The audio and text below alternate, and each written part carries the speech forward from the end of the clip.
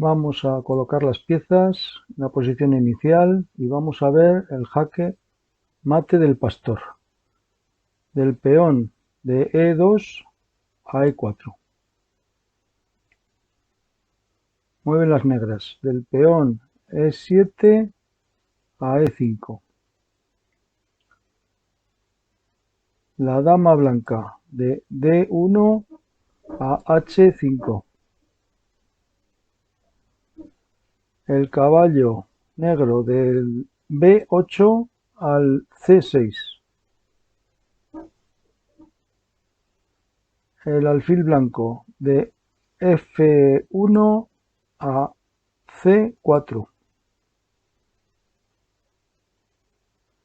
El caballo negro de G8 a F6.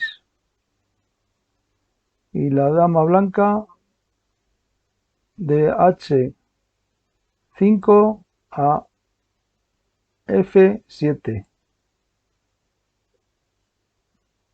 Y da jaque mate al rey negro.